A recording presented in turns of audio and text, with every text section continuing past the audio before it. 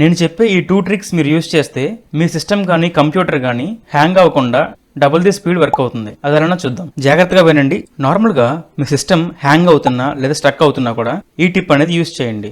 Windows R press చేసి %temp% అనే function type చేసి ఓకే ప్రెస్ చేయండి. మీకు ఓపెన్ అయిన తర్వాత ఇందులో ఉన్న టెంపరరీ ఫైల్స్ అన్నిటిని కూడా Ctrl A యూజ్ చేసి సెలెక్ట్ చేసి డిలీట్ చేయండి. విండోస్ R ప్రెస్ చేసి ఈసారి ప్రీఫెచ్ అని టైప్ చేసి ఓకే చేయండి. ఇప్పుడు మీ బ్యాక్గ్రౌండ్ యాప్స్ అనేవి Ctrl A యూజ్ చేసి డిలీట్ చేయండి. ఇవన్నీ కూడా బ్యాక్గ్రౌండ్ ఫైల్స్. ఈ విధంగా చేస్తే మీ temporary files and background apps అన్నీ కూడా డిలీట్ అయ్యి మన కంప్యూటర్ అనేది ఒక కొత్త కంప్యూటర్ లాగా వర్క్ అవుతుంది.